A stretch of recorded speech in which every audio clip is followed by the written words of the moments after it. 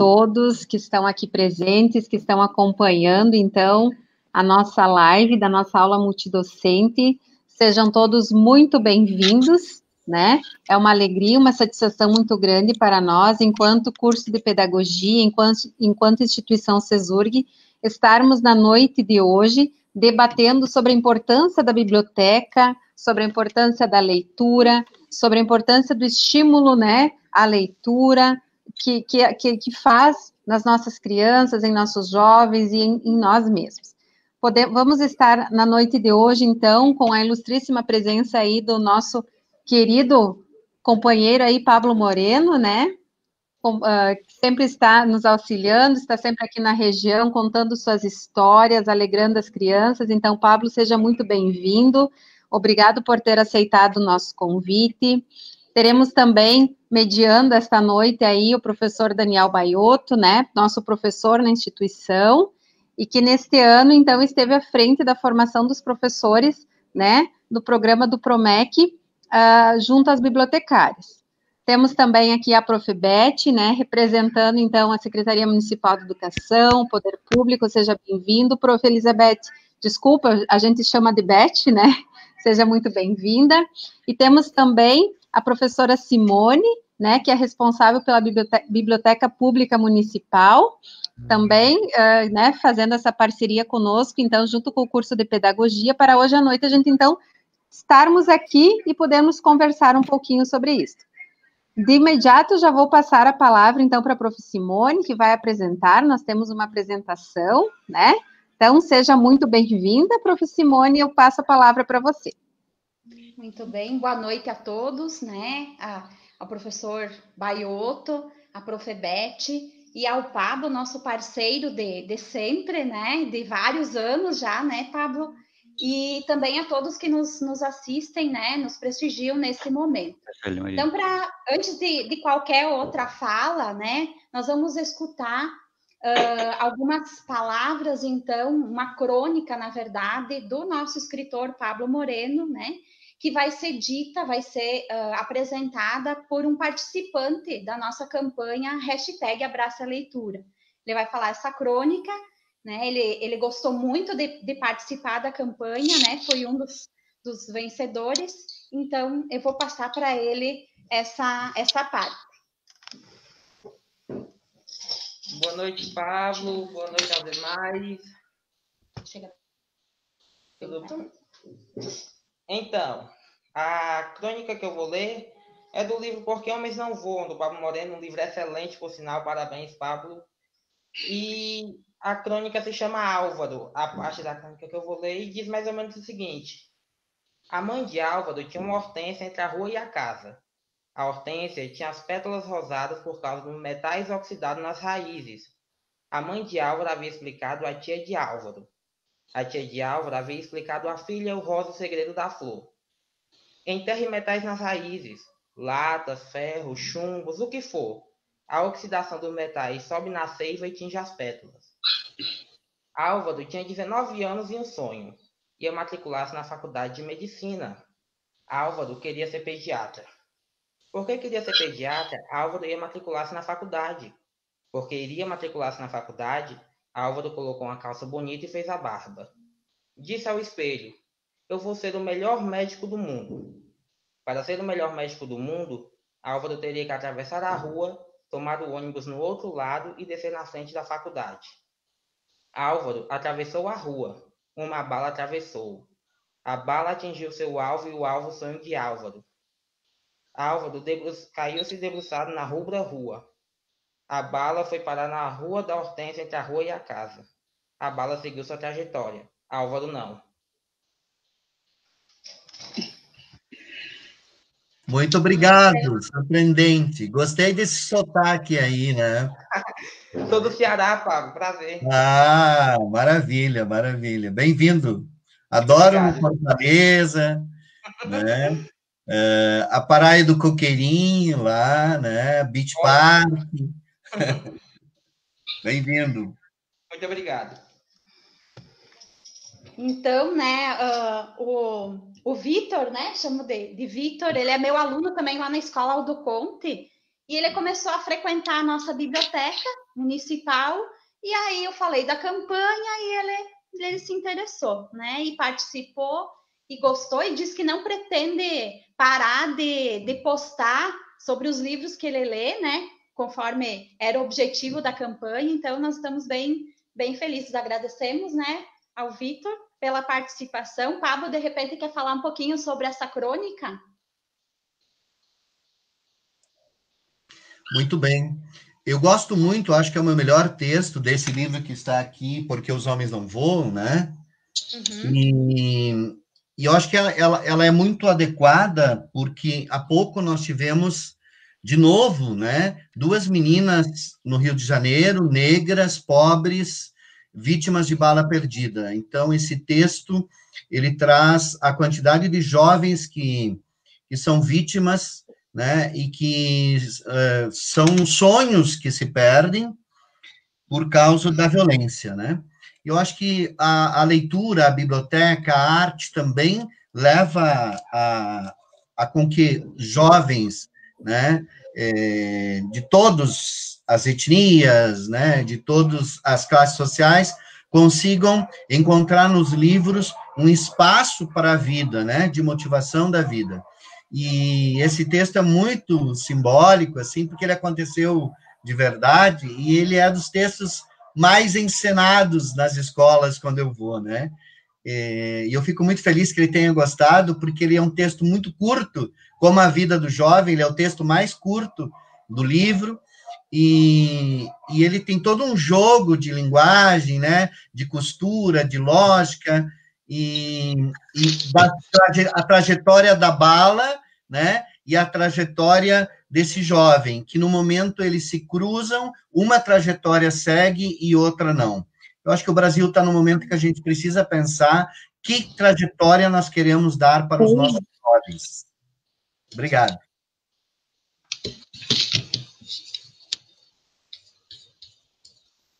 Muito bem. Nossa, é muito lindo e emocionante quando a gente vê, né, as crianças, os alunos, os adolescentes representando as nossas histórias, né, Pablo? Eu lembro quando você faz esse trabalho nas escolas, você sempre enfatiza isso, né? O quanto é importante e o quanto é gratificante a gente ver, né? E o Vitor, então, parabéns para o Simone, né? Muito bem representado aí, né?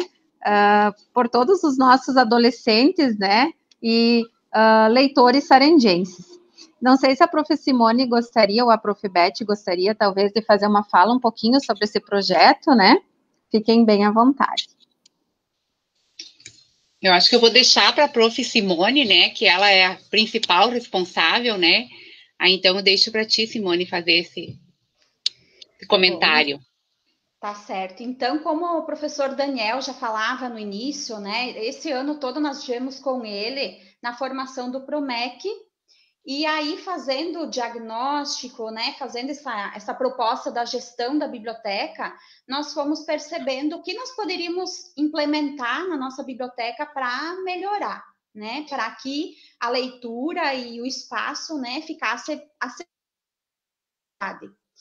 E a gente não tinha Facebook na biblioteca e nem Instagram, né, as redes sociais, e é algo assim que nós não podemos. Olha, hoje nós como estamos aqui, né, nesse encontro assim, então a biblioteca não poderia ficar de fora dessa inovação tecnológica também, né? É claro que nós queremos que as nossas crianças, os nossos jovens tenham contato com o livro, mas nós precisamos acompanhar essa inovação, né? Também. Então, uma das ações, a partir do diagnóstico que nós fizemos, uma das ações foi criar a página do Facebook, a Prof. Kátia também, que trabalha lá conosco, né, que nos ajudou também nessa parte, né, então nós criamos o Facebook da biblioteca e também o Instagram.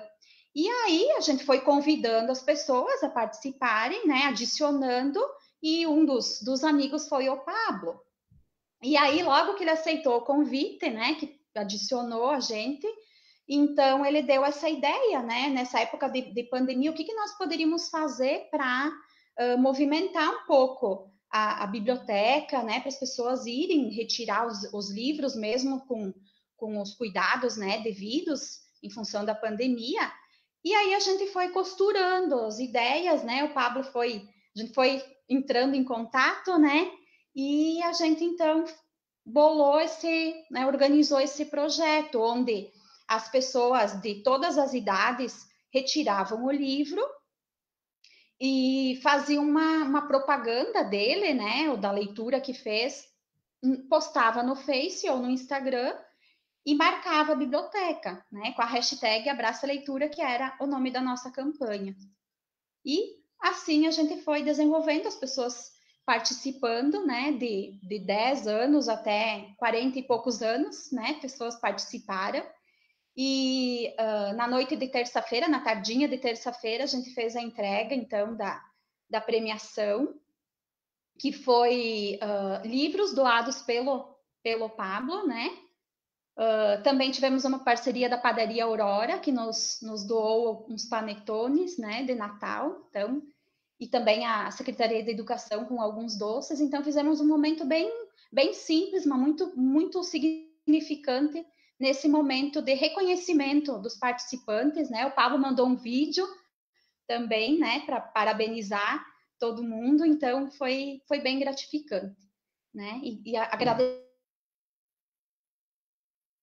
muito também o apoio sempre da Secretaria de Educação do Poder Público, né, nas ideias, e né, nós colocávamos os nossos sonhos, enfim, e sempre nos apoiando, né, a gente agradece muito, e a todos os participantes.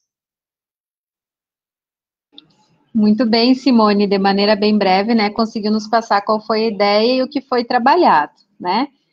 Eu aproveito, então, para a Prof. Beth, em nome do Poder Público, fazer seu agradecimento. Bom, boa noite a todos. Então, inicialmente eu quero agradecer principalmente ao CESURG, né, por essa parceria para que essa noite realmente pudesse acontecer. E agradecendo ao CESURG, eu não posso deixar de agradecer a Prof. Cíntia, né, nossa coordenadora da pedagogia, que tem feito esse trabalho tão gostoso, tão legal e tão significativo diante do CESURG. Também preciso agradecer ao professor Paulo Casper, dizer que hoje eu estou representando ele, que ele não pôde estar presente porque ele está em isolamento, o filho dele positivou e acho que ele está com alguns sintomas também, e aí ele não pôde estar presente, mas com certeza ele vai estar acompanhando de alguma forma, porque ele foi uma pessoa que participou ao longo do desenvolvimento desse projeto. Até quando nós falávamos, eu disse, Paulo, tenta, né? Ele disse, não estava muito legal, né? Porque, na verdade, foi ele quem acompanhou. Eu sou da Secretaria de Educação, Departamento de Cultura, apoiei a Simone com todas as ideias, com tudo que estava ao meu alcance, mas o trabalho mais foi dele realmente. E agradecer a Simone, principalmente também, né? A Simone, que é uma apaixonada pela leitura, que faz o seu trabalho com muito amor, com muito afinco, e aí estão os resultados, né? Formando futuros leitores. Eu sempre digo, se você conquista um por dia, você já fez, até o final do ano você vai ter 365, e multiplica isso, levando através do Facebook essa ideia. Então foi maravilhosa, perfeita essa ideia, que ela também partiu do Pablo, né, nosso escritor, que já veio ao nosso município, que a gente tem muito orgulho de ser vizinho nosso aqui pertinho, né, gostamos muito da sua escrita, e eu acho que não teve uma maneira melhor para nós iniciarmos essa noite com uma deliciosa crônica do Pablo Moreno, falada com aquele sotaquezinho gostoso, aquele sotaque manhoso. Então, eu acho que não teria outra forma de começar uma live de um projeto Abrace a Leitura do que dessa forma. Eu também gostaria de agradecer a Prof. Kátia, que também auxiliou a Prof. Simone, né, lá na organização desse projeto. E também agradecer a todos que participaram, que fizeram parte dessa caminhada, que se enganjaram, que foram lá no Facebook, curtiram, que compartilharam e que participaram, principalmente os nossos leitores que participaram lá, dando a sua opinião, fazendo sua propagandinha, falando sobre o livro, e dizer assim para vocês que a leitura ela é muito importante. Voltaire já dizia que a leitura engrandece a alma. E quando a gente fala em engrandecer a alma, é engrandecer o ser humano. E com certeza formar futuros seres humanos, futuros leitores, mais críticos, mais humanos e melhores cidadãos. Então, da minha parte é isso, um agradecimento especial a todos vocês. Obrigada, Prof. Beth, né? Estendo nosso abraço também ao professor Paulo.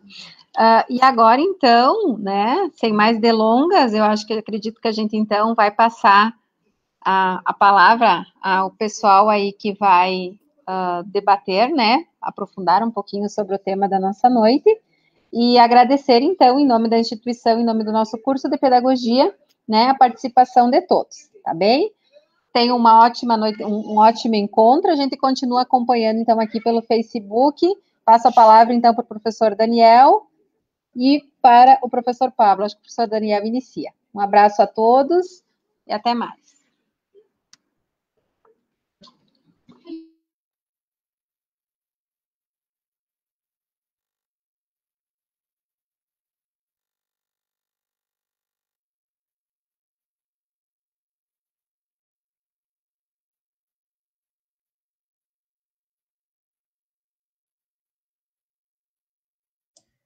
Professor Daniel, seu microfone está desligado. Liga no microfone, professor Daniel. Pronto. Agora sim. Agora sim. Primeiramente, agradecer a oportunidade, né? Dizer que foi uma satisfação esses encontros com nossos colegas da biblioteca, né? Foi um momento ímpar. Continua desligado? Peraí.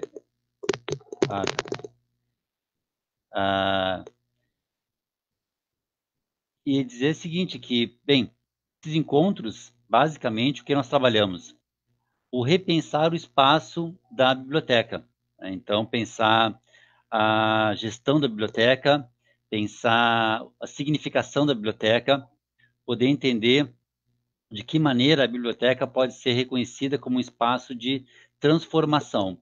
Então, foram encontros do Promec, nós tínhamos encontros uma vez por mês, né?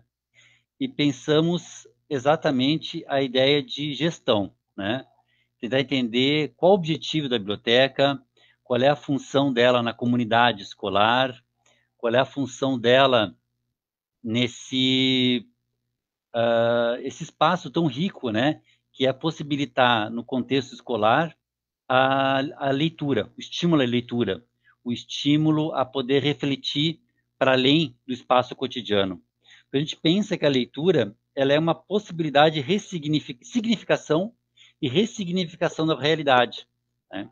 Então, esse profissional que trabalha na biblioteca é um profissional muito especial, né? Que o município tem tido um olhar muito positivo quanto a isso, nas escolhas, porque a gente teve experiências fantásticas com professoras muito engajadas na sua experiência, no seu trabalho, e que trouxeram para esses encontros momentos de reflexão, de compartilhamento de saberes, que possibilitou encontros onde a gestão desse espaço se tornou algo lúdico, né? Pensar de forma lúdica a construção da gestão desse espaço.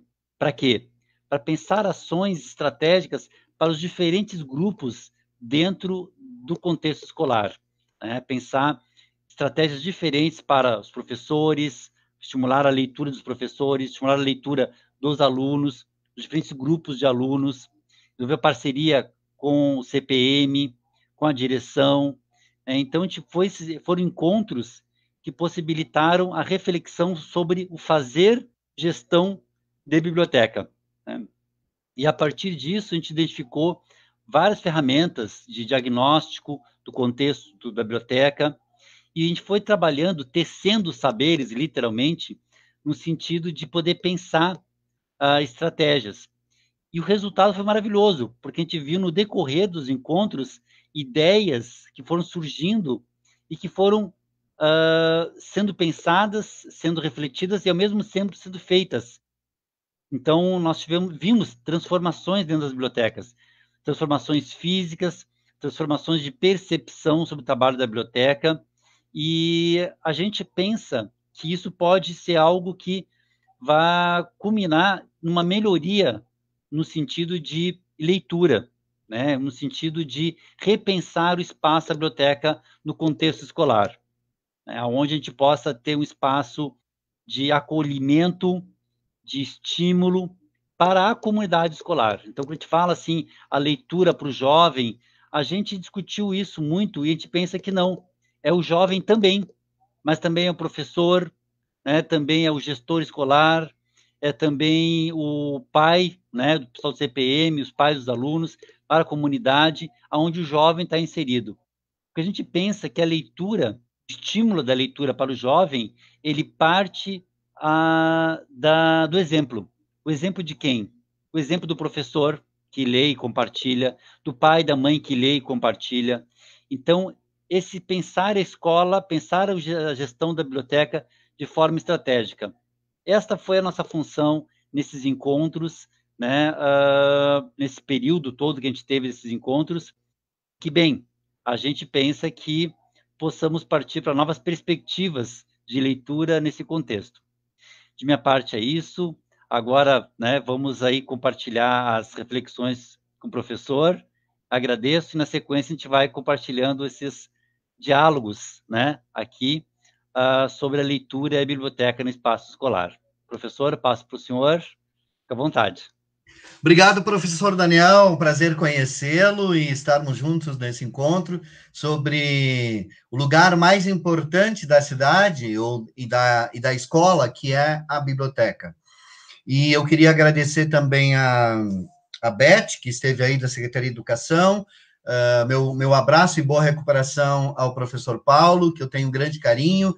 Em todas as minhas idas a escolas a Sarandi, ele sempre me surpreendia chegando lá na escola, na Feira do Livro que nós tivemos, na abertura do ano, que a gente fez o ano passado, se eu não me engano, porque eu estou meio confuso agora, ou foi esse ano que a gente fez a palestra de abertura do ano sobre as emoções na escola, do professor, a Cíntia da Pedagogia, a CESURG por essa oportunidade, ao município, e a Simone, enfim, tanta gente que participa, o Vitor que esteve aqui, mostrando como a gente, o mundo é sem fronteiras, né, a leitura, o livro não tem fronteira, e nós vivemos num mundo cada vez querendo colocar mais muros, mais fronteiras. Nós temos gente lá do Nordeste que vem para cá, a gente vai para lá, e isso acho que é a questão da diversidade do mundo.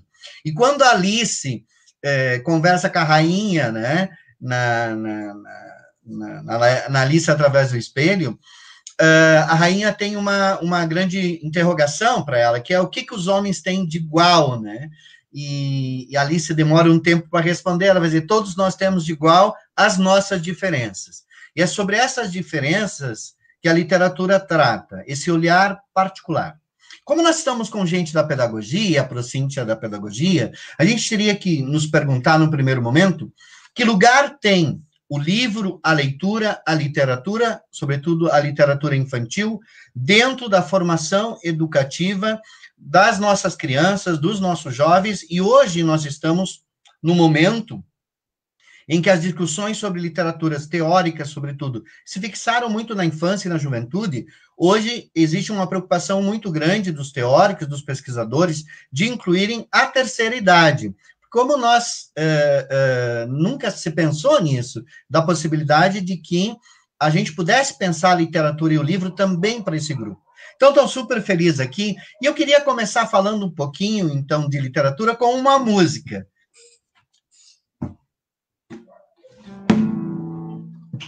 Bati o meu violão. Uma folha qualquer, eu desenho um sol amarelo. E com 5 ou 6 retas é fácil fazer um castelo. Corro um lápis em torno da mão e me dou uma luva. E se faço chover com 2 riscos, tem um guarda-chuva. Se um pinguinho de tinta cai num pedacinho azul do papel, um instante imagino uma linda gaivota voar no céu. Então, essa metáfora da tinta, do papel, que sai pelo mundo, é um pouco o grande poder da imaginação humana. E quando nós tratamos do livro na escola, do livro na educação, nós tratamos de uma capacidade humana de criar coisas que não existem, mas são mais verdadeiras do que a verdade. E é a leitura simbólica do mundo. Então, a humanidade sempre criou narrativas no início, mitos, para explicar, muito antes da própria ciência, porque não existia ciência, havia essa narrativa mitológica que captava simbolicamente as experiências da vida. Então, se nós formos ver nas narrativas bíblicas, por exemplo, né, sempre vinha uma narrativa para explicar a importância ou um questionamento da vida existencial. Então, quando o homem se perguntava lá, né, por que nós sofremos, por que nós morremos, por que nós temos que... O trabalho é tão doloroso, o parto é tão doloroso, a humanidade criou no seu imaginário o mito do paraíso, né, para tentar explicar um pouquinho por que nós temos esses problemas da vida, por que a gente morre, né? Então, as narrativas, elas sempre vieram antes da própria ciência, e elas continuam para além da ciência. E nós temos hoje autores como Morin, por exemplo, que questiona a própria ciência e diz que a própria ciência, na verdade, é imaginação, e muitas coisas que a ciência diz, elas são muito mais imaginadas. E nós vamos ver que essa questão da metáfora e da imaginação, ela está muito, muito na ciência, né? Quando a gente pensa nos buracos negros, nos buracos de minhoca, o que é isso senão metáforas? Então, antes mesmo da própria explicação científica metodológica do mundo, está a explicação metafórica. E essa metáfora, ela é muito mais rica do que a própria explicação científica, né? O próprio Manuel de Barros diz assim, que como a ciência explica o cantar de um sabiá? Ela pode abrir o sabiá, dissecar o sabiá, mas nunca vai entender o que é ouvir o sabiá. Então, a ciência, ela tem um espaço muito importante no mundo, e é preciso reforçar esse espaço, sobretudo nesse tempo de negação do espaço da ciência, mas também a ciência necessita da imaginação e das metáforas. E a biblioteca dentro da escola, ela foi representada nos livros de muitas maneiras, E nós temos livros, desde livros que foram best-seller, né, como esse, A Menina que Roubava Livros, né? Como nós temos histórias muito fortes, que depois, algumas partiram de livros, depois voltaram para... foi para o cinema, e talvez muita gente conheça a história do cinema e não, em que o livro é o lugar central da existência. Então, por exemplo, Dom Quixote, né? Que ele se torna enlouquecido em razão dos livros de cavalaria, e o romance Dom Quixote do Cervantes é um grande questionamento desse poder da imaginação que leva a gente a descobrir a própria existência, a lutar contra os monstros imaginários e reais. Então, esse é um livro que hoje é um clássico, né? E que mostra como os livros mudam a vida. De repente, uma pessoa acaba indo para o mundo em função de um livro. Eu queria lembrar de outros livros que tratam de livros. Por exemplo, O Nome da Rosa, em que a biblioteca é a causa da desgraça de um convento, porque para que não tivesse acesso aos livros e aos questionamentos que o livro traz, o livro da poética, que seria inexistente, né, que sempre se discutiu se esse livro existia ou não, mas que nessa biblioteca do Humberto Eco existe, é muito simbólico que o veneno colocado está na folha do livro, porque não se quer, naquele convento, que os monges conheçam os livros, né? E que eles morrem em razão de querer conhecer aquilo que não se pode conhecer. E vejam como isso do proibitivo do livro é o que está lá na história do paraíso, né? Você não pode comer do fruto proibido porque você vai morrer. Então, se coloca na biblioteca, muitas vezes simbolicamente, nos próprios relatos, digamos assim, metafóricos e nos metatextos e na metaliteratura da literatura, o espaço da biblioteca como um espaço perigoso. E por isso muitos regimes, a primeira coisa que fazem é queimar os livros, né? queimar os livros, porque talvez ali nessa fogueira você evita que as pessoas descubram certos poderes que podem fazer mal à política, ao Estado ou à religião. E eu lembro de outros livros muito que foram conhecidos, além do nome da Rosa, né? Como a Bibliotecária de Auschwitz, né? Em que uma cela, um espaço de Auschwitz, né? O Bloco 31 é transformado pelas pessoas que conhecem os livros, por um professor que ensina e tem uma biblioteca, e tem a personagem que, parece que essa personagem tem 10 anos, a Dita Dorachova, que ela guarda livros debaixo do vestido, e esses livros ela leva como um sinal de esperança para aquelas pessoas que estão presas lá no campo de concentração, né? Outro livro, assim, que marca muito o poder e o lugar da biblioteca é a Biblioteca Mágica de Bibi Bolkin, do Jostein Gaarder e do Klaus Hagerup, né? Um livro que fala de duas crianças que veem uma mulher estranha e elas vão atrás de uma biblioteca mágica que teria todos os livros que ainda não foram escritos, né? E existem pessoas que estão interessadas em discutir e exterminar os livros, talvez colocar o cinema, essa discussão de que o livro vai perdendo o espaço, mas que não é verdade. Tem muitos livros, né, que a gente poderia colocar, O Coração de Tinta, que virou um livro, em que os personagens descem, né, do imaginário, saem dos livros, acabam sequestrando uma personagem, entrando na vida da gente. Isso, simbolicamente, é o que o livro acontece. Mas eu lembro de uma autora que eu tenho a alegria de ser minha amiga, foi a primeira mulher a ganhar o livro do ano do Jabuti, que é a Estela Maris Rezende. Ela escreveu um livro maravilhoso chamado A Sobrinha do Poeta, e o personagem principal desse livro, professor Daniel, é uma bibliotecária, que se chama Leodegária, né? E essa bibliotecária, é muito interessante a história dela, porque era uma professora muito incomodativa, assim mesmo ela descreve, que era uma professora que fazia projetos na escola, que mexia com a escola, que estava sempre incomodando.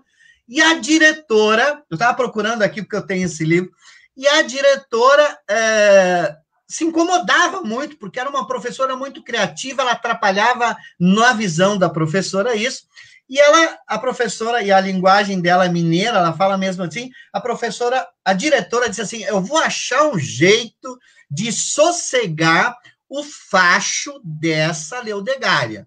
E como que eu vou sossegar o facho dela? Eu vou colocar ela na biblioteca, porque a biblioteca é lugar de silêncio, de paz, de tranquilidade. Eu, colocando ela lá na biblioteca, eu resolvo o problema da minha escola, porque ela vai sossegar o facho, né? E ela vai ser uma boa professora, tranquila lá, todo mundo tem que fazer silêncio, tem que ficar quietinho na biblioteca, e botou. Ela mal sabia o que ia acontecer. Pois quando ela bota a Leodegária na biblioteca, começam a surgir em alguns livros algumas anotações que se faz durante a noite. E aquilo começa a circular na cidade. Uma cidade pequena, Dores do Indaiá, onde nasceu ela, e a bibliotecária começa a ser acusada. As pessoas que ficavam discutindo sobre a morte, sobre doenças, sobre fofoca, começaram a ir lá na prateleira, ver todos os dias, nos clássicos de Clarice Lispector, de Álvares de Azevedo, de Machado de Assis, o que estava escrito por uma mão invisível, que eles achavam no início que era um fantasma. E o que acontece? As pessoas começam a ir para a biblioteca, né? Essa biblioteca da escola, começam a levar os livros para casa, porque cada um tem uma teoria, começam a ler aqueles livros e começam a voltar para a biblioteca aos outros livros que aparecem com novas inscrições. O que dá, afinal, no final das contas?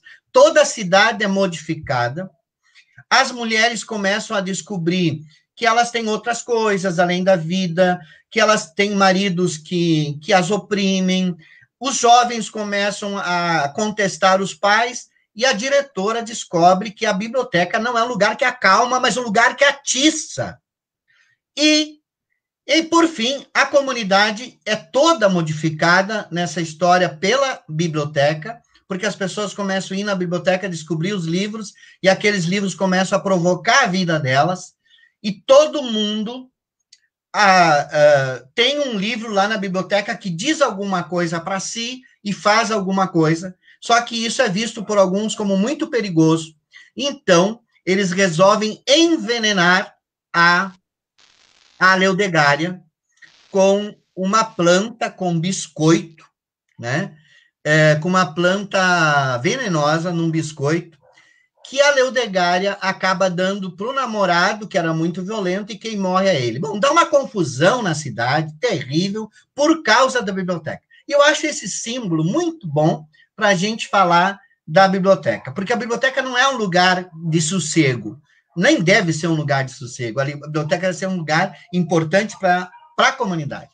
E como a Simone fez, eu queria dizer que a biblioteca, os professores, a biblioteca tem que ser um lugar, por exemplo, de contação de histórias, né? Que sempre tenha alguém contando história todas as semanas, se escolha um livro, se conte, que tenha rodas de leitura sobre determinado livro, que se discuta, que ela seja apoio aos professores de diversas disciplinas para dizer, olha, tem o homem que calculava, você pode usar em matemática, né? Você pode usar os poemas do Jaime Caetano Brown para falar sobre o gaúcho, sobre a geografia do Rio Grande do Sul.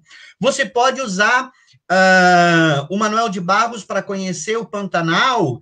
Tu pode usar o livro do Grande Sertão Veredas para conhecer sobre o Nordeste. Você pode, enfim, usar o livro para mais do que as aulas da própria literatura. Então, que seja sugestão de leitura, que tenha concursos, que cada data comemorativa a escola sugira determinadas leituras que estão ali, que a biblioteca seja um lugar de exposições, de shows de música, de recitais, de saraus, de palestras, de exposição de pintura, de teatro, de projeção de cinema, de clubes de leitura, de confrarias. E eu acho que seria muito importante, professor Daniel, que as bibliotecas tivessem uma associação de amigos, e eu conheço muitas bibliotecas que têm, inclusive eu tive a alegria lá em Veranópolis, eles têm um concurso literário que é promovido pela Associação de Bibliotecas, que faz todos os anos também esse concurso literário para novos escritores. Então, é assim que eu penso uma biblioteca. Claro, bem administrada, bem coordenada, com tudo, mas que a biblioteca seja um lugar, seja na escola, que nós temos muitas bibliotecas escolares, seja na comunidade, a própria biblioteca seja um lugar de espaço de todas as temáticas. Então, se nós temos uma semana do cooperativismo, que eu sei que o professor estudou isso, por que não a gente, naquela semana, dizer, olha, na biblioteca nós temos esse livro que trata do cooperativismo, e apresentar esse livro e promover um evento lá na biblioteca sobre isso. Se nós temos uma semana que a gente possa discutir o câncer de mama, que a gente possa dizer que a biblioteca tenha um evento naquela semana em que as mulheres possam ler livros sobre personagens que tiveram câncer e viveram câncer. Eu mesmo tenho um livro, o Iruíro, que fala sobre o câncer infantil. Se nós temos o Dia do Professor, por que não nós promovermos na biblioteca uma atividade sobre livros em que o professor é o protagonista das histórias, como esse livro, A Sobrinha do Poeta, que eu falei. Então, eu acho que a biblioteca não pode ser esse lugar de silêncio, de coisas apagadas, de sossegar o facho. A biblioteca tem que ser, na comunidade, na escola, um lugar que atiça, como diz, né? Que atiça o fogo, atiça os cachorros, atiça a imaginação das pessoas, para que todo mundo se sinta parte da biblioteca. Seja eu um administrador, eu vou ter na biblioteca livros que possam me ajudar a ser um gestor melhor. Eu sou um político, pois tem livros muito legais que tratam da questão do espaço do poder, né? Como Ninguém Escreve ao Coronel, por exemplo, né? Um livro de Gabriel Garcia Marques, fundamental. Se eu sou professor, obviamente vou ter lugar lá na biblioteca. Se eu sou comerciante, né, eu tenho o Mercador de Veneza, por exemplo, que é um livro maravilhoso que fala sobre isso, que está lá. Então, todas as pessoas de uma comunidade têm que saber que na biblioteca vai ter alguma coisa para provocar significado na sua vida, no seu conhecimento e na sua prática. Porque a leitura, como diz Paulo Freire, eu termino aqui, professor Daniel, a leitura, ela provoca mudanças na nossa visão do mundo. E nós vamos para o mundo com um olhar diferente, promovemos uma prática diferente, voltamos para o livro e iluminamos de novo essa prática, né? Lá os gregos vão chamar de praxis de doxa, né, professor? Então, a gente vai iluminar a nossa prática, qualquer ela que seja, de qualquer profissional, com um livro, e a minha prática vai se qualificando e sendo mais adequada ao que eu desejo e ao que eu sonho. É assim que eu penso uma biblioteca, é assim que eu penso a pedagogia como uma ciência, sobretudo, de imaginação, de conhecimento ligado às histórias e às narrativas. Contigo, professor. Muito obrigado, professor. Primeiramente, agradecer suas contribuições. Realmente, eu não tinha ele conhecido ainda pessoalmente, agora, não pessoalmente online, não sabe bem como é que se comunica isso, mas é o pessoalmente online, né? Mas o pessoal da pedagogia também, mas o pessoal da biblioteca sempre falaram muito bem do senhor, né? E agora, podendo compartilhar as reflexões aqui, a gente vê realmente que o senhor faz jus às posições delas, né? Desse envolvimento com a ideia da biblioteca, o envolvimento com a ideia da leitura, e a gente precisa realmente disso, né? De pessoas que possam estar nesse contexto escolar, nesse contexto da leitura, estimulando as pessoas para isso.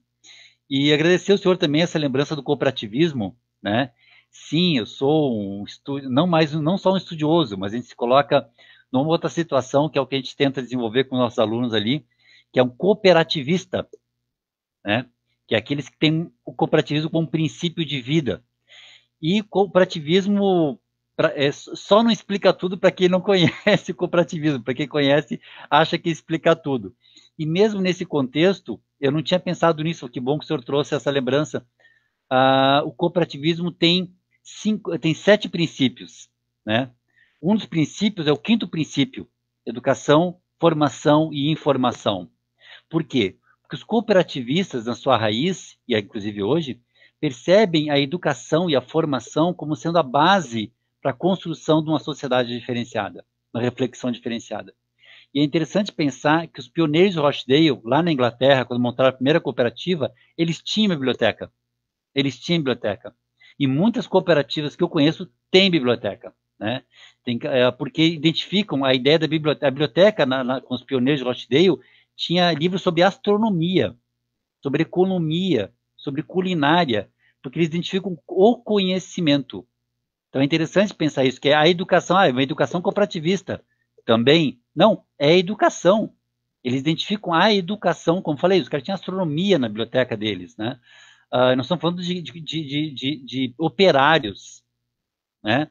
Que identificavam entender de astronomia, de culinária, de economia, de história e literatura como algo importante para a formação desse cidadão cooperativista.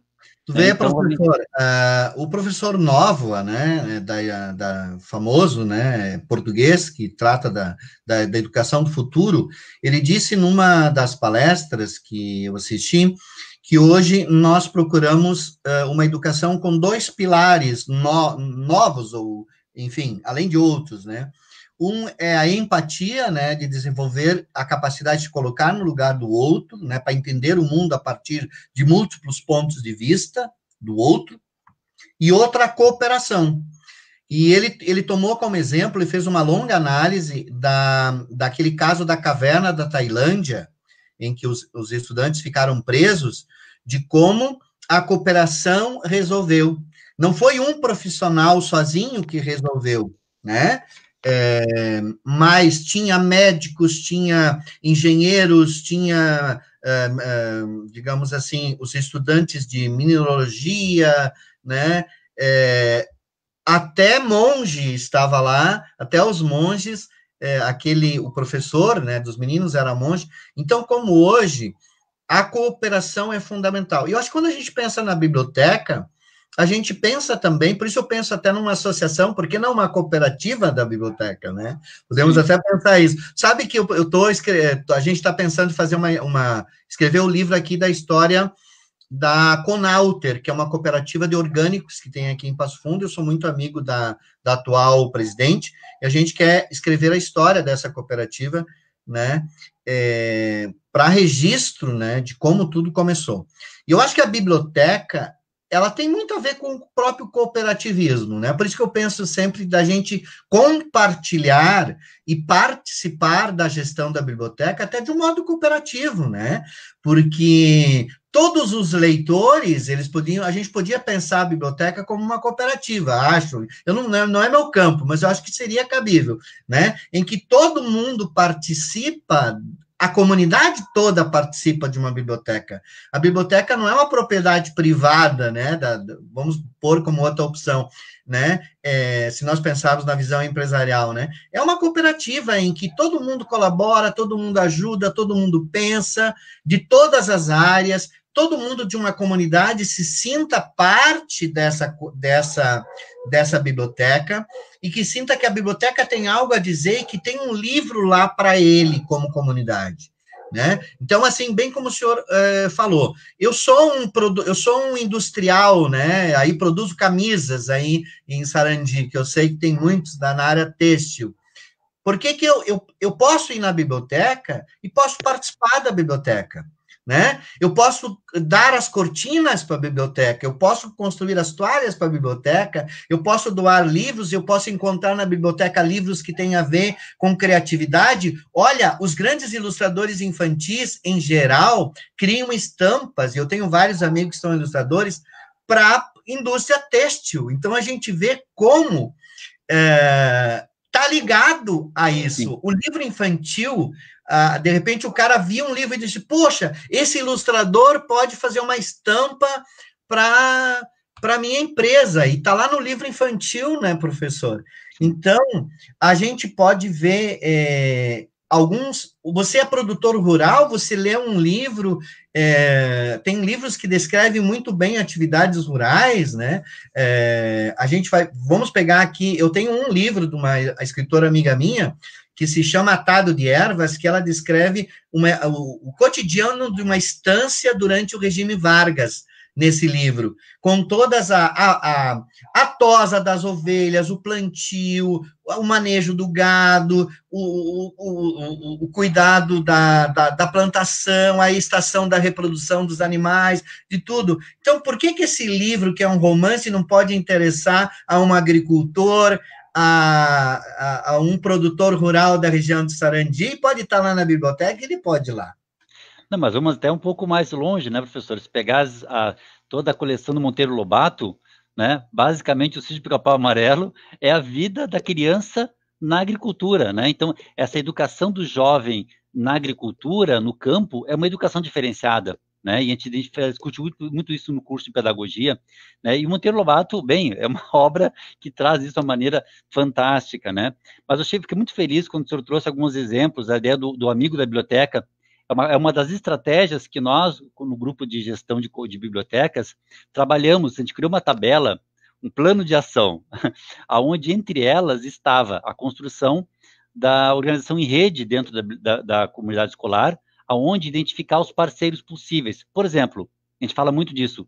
Quer melhor parceiro para a biblioteca do que o CPM? O CPM é um parceiro fantástico da biblioteca. Os pais necessitam estar dentro da biblioteca, né? Os professores, quais os professores que podem ser parceiros da biblioteca? Claro, tem professor que acha que punição de aluno é para ir para a biblioteca. Elas relataram, e ainda existe, eu pensei que não existia mais isso. Eu estou chegando a meus 50 anos, eu pensei que era só na minha faixa etária. E elas me dizendo que não, que ainda existe professor que pensa que a biblioteca é um lugar de o aluno está incomodando. E não, né? Então, o que a gente pensa, né? a biblioteca como um espaço de estímulo à leitura, mas uma coisa que eu sempre trouxe muito nas discussões com elas, que é um exemplo da minha família, né? Da onde surgiu a minha ideia, meu irmão, minha irmã, de leitura? O exemplo do pai e da mãe, né? O exemplo de alguns professores. Então, assim, eu penso que a ideia de discutir a leitura, ela vai para além do jovem. É o professor. O professor precisa ler e compartilhar a sua leitura com o aluno, para que o aluno também se estimule. Eu fico imaginando, a gente conversou no nosso grupo de bibliotecas lá, imagina a seguinte situação, como o senhor sugeriu, né? Uma discussão sobre um livro. Um professor que faça uma leitura de uma obra e vá ter uma hora que ele vai compartilhar com os alunos sobre a leitura que ele fez. Que exemplo mais fantástico disso para uma comunidade escolar, para os alunos. Imagina um pai e uma mãe que fez uma leitura e compartilhar com os alunos, a avó que foi fazer uma leitura e compartilhar com eles lá. Então, trazer a comunidade escolar. Quando a gente fala comunidade escolar, eu achei muito boa a sua análise, envolve toda a comunidade mesmo. As cooperativas necessitam estar dentro das escolas, porque o princípio do cooperativismo, o quinto princípio é educação e formação. E o sétimo princípio é envolvimento com a comunidade. Eu peguei agora também aqui, o senhor falou do Morin, que eu sou fã. O Morin tem uma questão que também é os 7 princípios da educação para o futuro, né? Uma obra fantástica e que traz muito o que o senhor trouxe, a importância da educação para a reeducação e a leitura para se fazer uma nova visão, uma nova perspectiva de mundo. E como a biblioteca, neste espaço, é um lugar estratégico. E como, que é o que a gente discutiu muito nos nossos encontros, a gestora da biblioteca, a professora, o professor responsável da biblioteca, é esse sujeito especial, né, que pode ter um olhar diferenciado, tanto de acolhimento quanto de estímulo para que essas coisas funcionem e aconteçam. Ou seja,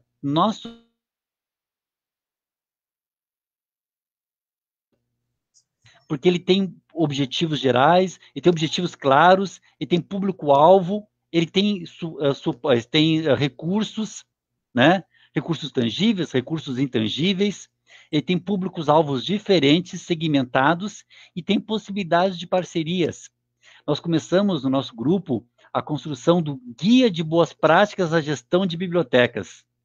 Algo fantástico, que nada mais é do que o compartilhamento das responsáveis das bibliotecas sobre as suas experiências. Cada uma delas tinha uma experiência fantástica sobre, por exemplo, o Dia do Índio. Cada uma delas tinha uma experiência diferente do índio. Por que não sistematizar e criar um guia, né? Porque o que acontece? Que elas nos relataram, e é o que a gente pensa, possivelmente, talvez, mudar esse paradigma. A professora que está na biblioteca, às vezes, cai de paraquedas. Esse sujeito não é preparado para isso. Elas acharam as soluções delas e foram brilhantes nas suas soluções e compartilhamentos. Mas por que não criar um guia de boas práticas da gestão de bibliotecas? É isso que nós, no nosso grupo ali, com as bibliotecárias, estávamos desenvolvendo nesse programa do PROMEC, além do plano de ação também, né? Então, sim, agradecer a sua postura sobre isso, realmente o senhor vai trazendo, a gente vai lembrando esses compartilhamentos que a gente teve, que foram momentos, assim, ímpares, né? Me lembro que em vários momentos rimos, choramos, compartilhamos experiências nesses nossos encontros, e foi muito rico, porque acredito que elas puderam também, né, refletir mais sobre a sua prática como responsáveis por esse espaço tão fantástico da escola que é a biblioteca, né? Mas eu queria ver que o senhor assim pudesse trazer um pouquinho para nós como é que o senhor vê, né, o senhor que atua diretamente na prática da produção literária, como é que o senhor vê o papel do livro, da leitura e da biblioteca neste contexto do mundo eletrônico, né? Do celular, porque o que a gente acaba vendo? A gente acaba vendo o próprio pai e a mãe não com o livro, mas com o celular. E a criança também não com o livro, mas com o celular, né? Então, em alguns momentos, sim, depende se é para estar lendo, mas quando tu vê o pai e a mãe com o celular, o que tu espera que a criança faça? Com o celular também. Então, como é que o senhor vê esse diálogo e o papel da biblioteca como um fator de rompimento, talvez, ou então de reflexão sobre olha, que tal além do celular, também um livro? Deixa para o senhor. Muito bem, professor Daniel, ótimo, ótimo. Estamos bem em sintonia, porque a gente não se conhecia, né? Mas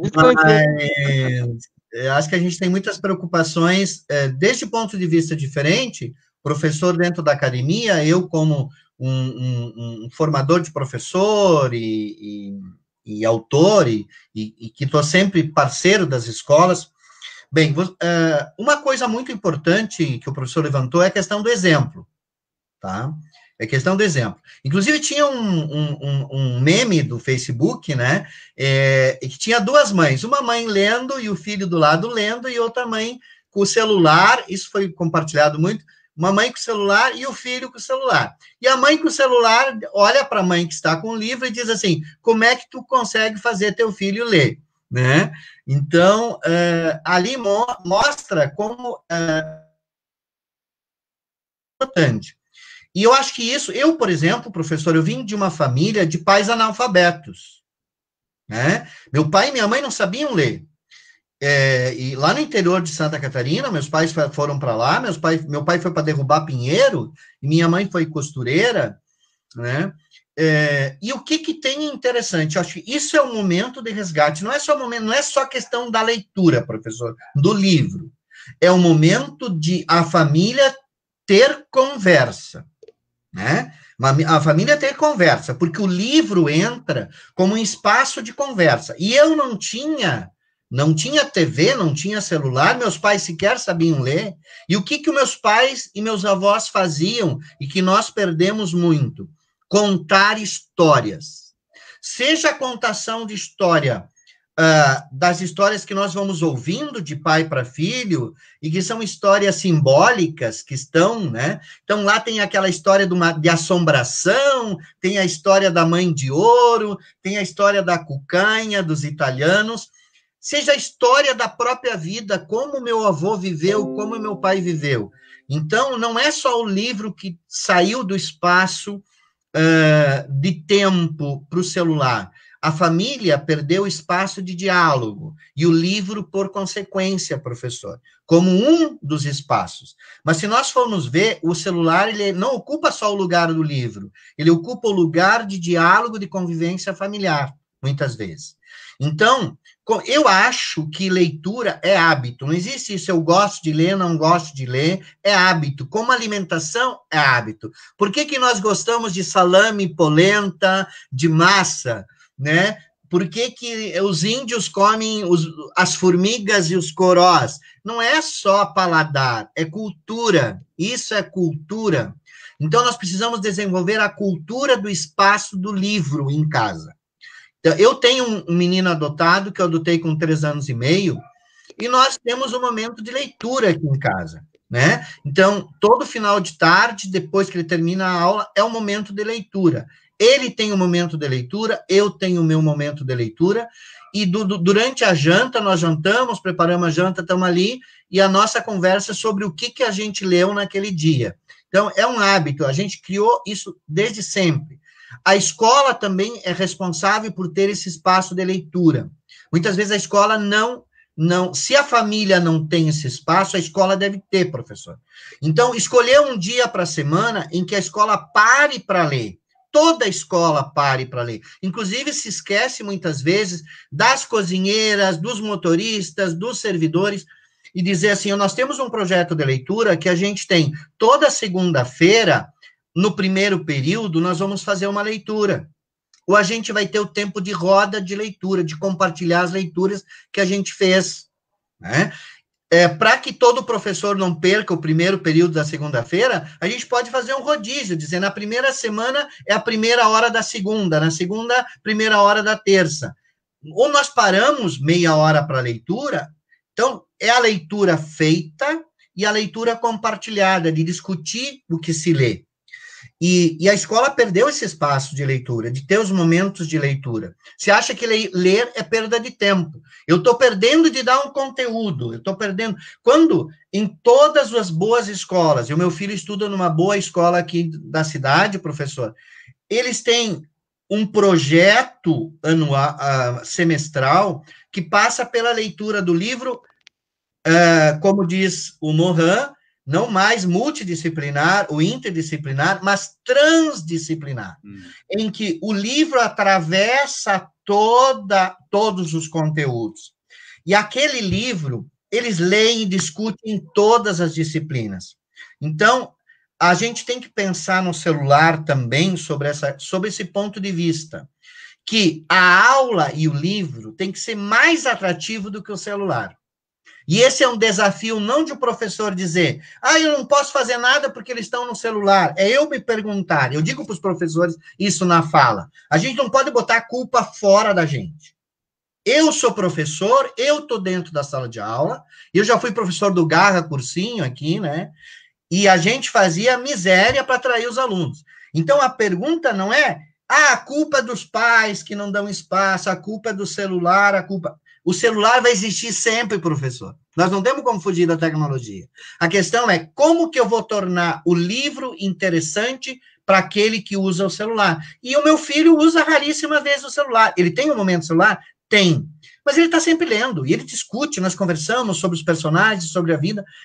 E eu acho que o desafio do professor é tornar a leitura e a família atrativa para a criança que fica no celular. E tem como? Uma delas, e aí nós estamos com o tempo aqui, eu quero sortear 2 livros ainda. Aliás, vou fazer um parênteses aqui. São 2 perguntas, tá? Os 2 primeiros que responderam certo vão levar aqui, ó, o Rei Descalço.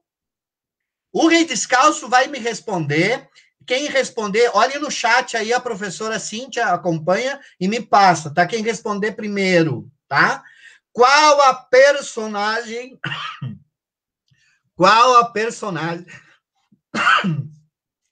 clássica da literatura que deve seguir o caminho dos tijolos amarelos?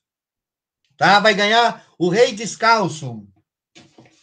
E vai ganhar o Monstro e a Flor, Crônicas da Quarentena desse tempo. A primeira pessoa que me responder, vai autografado, hein? Eu mando lá. A primeira pessoa que me responder o seguinte... Eu falei do livro O Nome da Rosa, tá? No Nome da Rosa, o Eco faz uma homenagem ao Borges, criando um personagem no livro em homenagem ao Borges, porque o Borges escreveu a Biblioteca de Babel, né?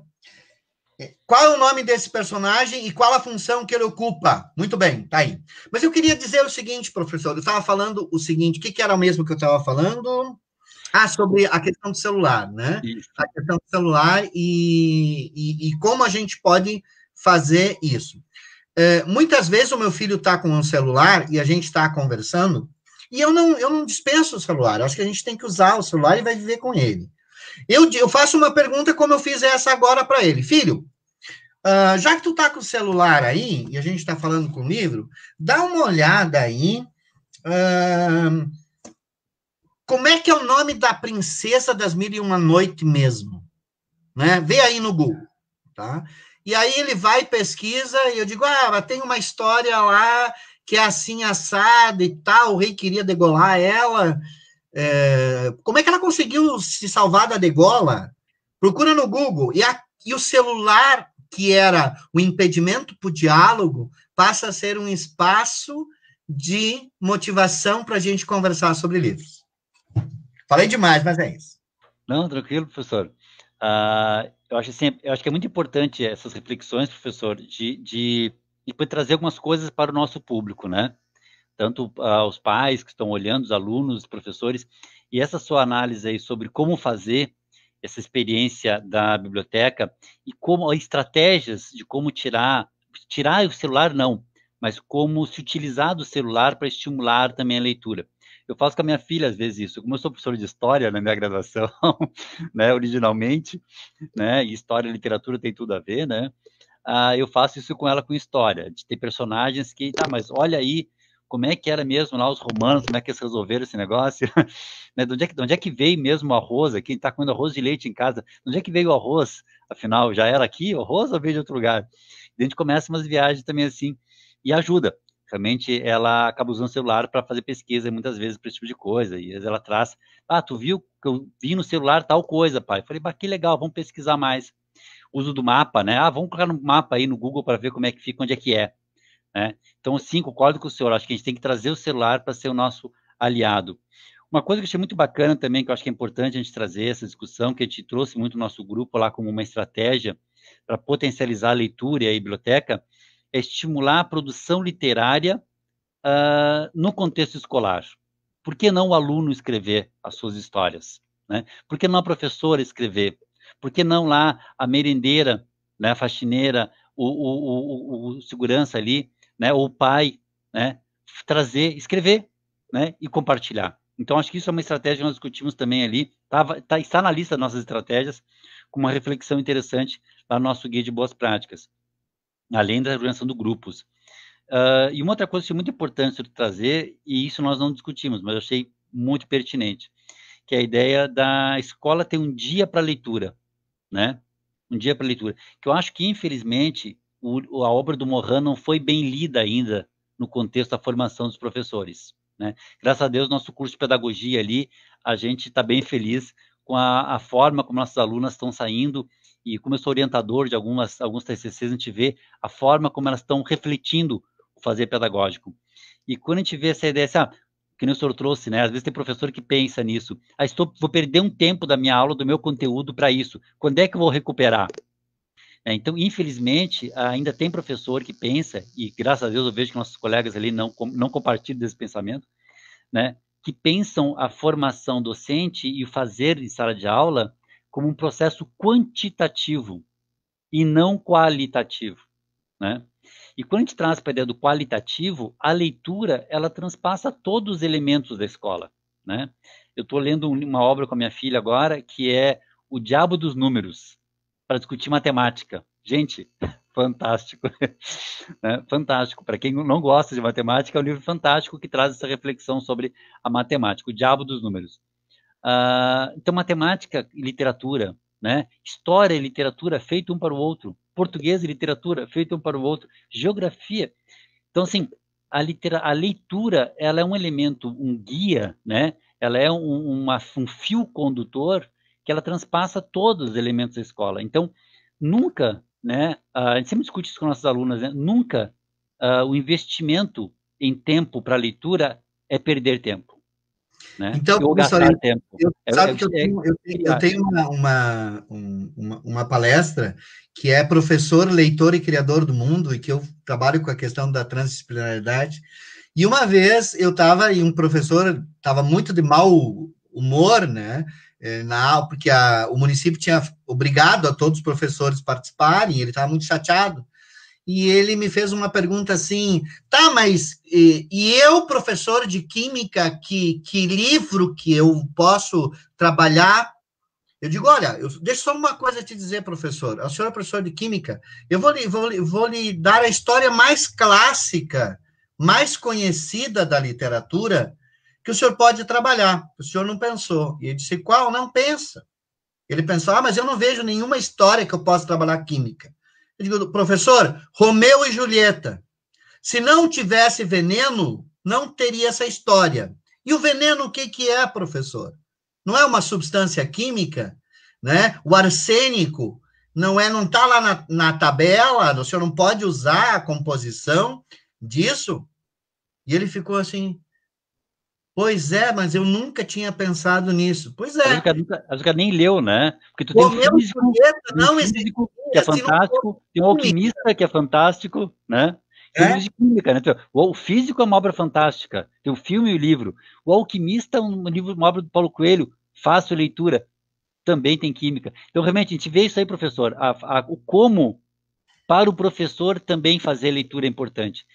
Professor, infelizmente, eu vou encaminhando, pelo menos para a minha fala, finalizando, mas eu queria dizer o seguinte, primeiramente, agradecer novamente a sua participação, dizer que é uma satisfação ter lhe conhecido, como eu falei, ainda não sei como explicar isso, né? Minha área é sociologia, mas a sociologia não está alcançando algumas explicações, como, por exemplo, conhecer ao vivo, mas à distância online.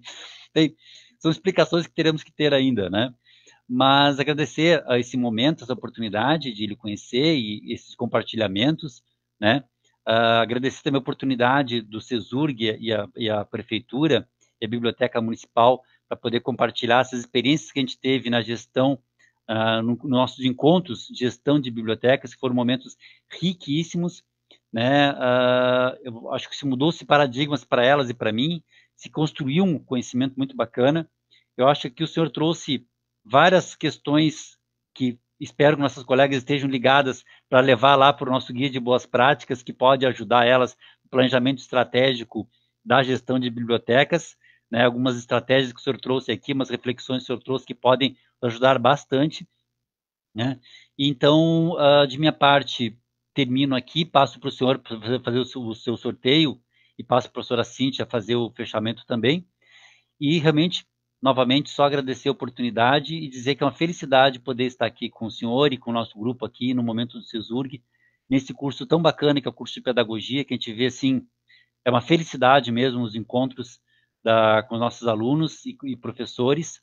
É um curso que está fazendo história na comunidade, né, possibilitando um grupo de professoras saindo aí com uma visão diferenciada e que sim, né, sugerindo para nossos professores que estão assistindo a leitura, então, do 7 Saberes para a Educação no Futuro, do Edgar Morin, onde traz muito do que o professor trouxe, né, de reflexão, traz muito que a gente pensa também, e sugerir, né, para o pessoal que tem interesse a entender um pouco mais dos 7 princípios do cooperativismo, aonde vão encontrar muito do que o professor também trouxe.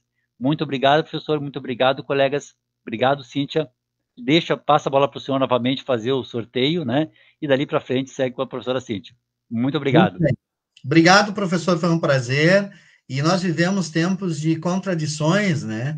E é bom porque eu gosto do Morin, né? Porque não existe oposição, né? Entre as coisas, né? As coisas se complementam e verdade e mentira pode ser ao mesmo tempo, de alguma maneira. São pontos de vista em que a gente olha a realidade e quanto mais múltiplo esse olhar, mais nós compreendemos da realidade. Eu não sei se a prof. Cíntia, eu estava tentando olhar aqui os comentários, se alguém já respondeu, se a prof. Cíntia pode entrar e ver se alguém já respondeu as 2 perguntas que eu fiz, né? E enquanto a prof. Cíntia nos auxilia ali, eu quero ler um texto para encerrar, que é do meu livro Porque os Homens Não Voam, a Cíntia já está, que é a crônica Leitura e Afeto, a parte final. E pode ser, prof. Cíntia? Prof. Cíntia já está? Eu não sei, ela está com dificuldade para entrar aqui. Né? Bom, anota aqui de novo ela. Eu vou lendo o texto, que é essa crônica Leitura e Afeto, que está na página 38 e 39, que fala um pouquinho sobre isso que nós conversamos e o que nós falamos aqui sem querer estava aqui. Em escolas e feiras do livro, já encontrei muitos leitores contumazes. Quando relatam o motivo de seu gosto pelos livros, sempre aparece uma figura familiar. Esses meninos e meninas lembram do pai ou da mãe com livros nas mãos ou escutam sua voz ecoando nas histórias contadas. Muitas vezes é uma avó ou um avô, um tio, uma tia, irmãos mais velhos ou vizinhos. Ou seja, leitura é herança. Assim como ensinamos os mais novos a andar eretos, a falar, a se alimentar, transmitimos a eles o ato humano de decifrar signos gráficos com seu bojo de significâncias. Nossos descendentes recebem de nós histórias que recebemos de nossos ascendentes e recebem também o ato de as acordar para o mundo. Isso se chama cultura. Uma das melhores maneiras de as pessoas aprenderem a ser sujeitos humanos é com os personagens da ficção. Num mundo economicista, pais e avós se preocupam mais em preparar os filhos e netos para o sucesso financeiro e profissional. Esquecem que a vida exige muito mais do que o manejo competente do dinheiro e da carreira. Quando escuto histórias como a do médico bem-sucedido, que não desenvolveu vínculos com seu filho Bernardo, pergunto-me se o enredo em que a madrasta matou o enteado com a conivência do pai não poderia ter sido diferente. E se ele tivesse reservado um pouco da vida, compartilhando livro e histórias com seu herdeiro? Talvez assim tivesse construído uma ponte imaginária de afeto e vida entre ambos. Prof. Cíntia, temos quem ganhou o livro, Prof. Cíntia? Temos sim, temos aí o pessoal já que participou, né? Então, temos uma aluna e um professor do curso de pedagogia como ganhadores, né? Tivemos a aluna Laura, né? Laura Vian, que além de ser nossa aluna na pedagogia também é prof, né? Atendente Laura, na rede municipal. O Prof. Cíntia? Como? O Rei Descalço? A Laura ganhou o Rei Isso, o primeiro, o Rei Descalço. E o segundo, então, a ganhar foi o nosso professor lá no curso, o professor Wagner Ebert, né? Que trabalha conosco lá no CESURG, que estava participando aí, então, que foi contemplado com o segundo livro. A gente, então, quer agradecer de coração, né, a participação, a gente ia ouvindo e a conversa estava tão gostosa, né, como os colegas foram colocando aí no bate-papo, né, como é gostoso ouvir, e vocês dois realmente não tinham ensaiado, mas combinaram muito, né, uma fala foi complementando a outra, e como é gostoso a gente ouvir, né, e refletir. Quando vocês comentavam, eu lembro, alguns anos atrás, quando o Pablo foi lá no município, né, onde eu trabalho, Barra Funda, aqui pertinho de Sarandi, e trouxe essa ideia da leitura, né, eu recordo que a gente até então tem o momento da leitura, né, várias vezes foi nos reorganizando, mas foi uma ideia que o Pablo nos trouxe na época e a gente acabou mantendo na escola o momento da leitura. Cíntia, agora que você falou, eu me lembrei de ti. Da Cíntia Castoldi, que trocávamos e-mails para... Isso! Olha que maravilha! Isso aí. Eu estava ligando o Lé Concré, que me parecia uma pessoa conhecida e não conseguia colocar. A gente tratou muito, em pelo menos 2 vezes que eu fui a Barra Funda. Você estava na Secretaria de Educação, né? Isso mesmo, Paulo.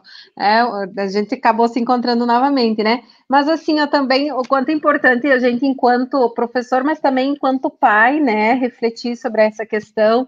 E eu recordo que, né, num dos encontros que a gente tinha com o Baiota, a gente ia conversando, né, como fazer com essa piazada, a gente tem filhos, assim, de idades próximas, né, com o uso do celular, e acho que vocês trouxeram algumas ideias bacanas que daqui a pouco a gente pode estar colocando em prática enquanto pai, né, e sem contar toda a reflexão que vocês trouxeram para que a gente possa estar revendo, repensando os nossos espaços de biblioteca nas escolas, né, e até como a gente, enquanto cidadão, a nova maneira de a gente se posicionar e ver a biblioteca, a importância da biblioteca, né, e nós temos uma biblioteca aqui em Sarandi maravilhosa, né, um espaço maravilhoso que a gente possa aproveitar. Então, agradecemos, né, em nome da nossa instituição, agradecer a Simone, a Beth aí, em especial ao Baiotto e ao Pablo, e espero que tenhamos mais possibilidade de mais encontros como esse, tá bem? Obrigada a todo mundo que participou. Um abraço a todos e até a próxima. Boa noite. Muito obrigado. Boa noite.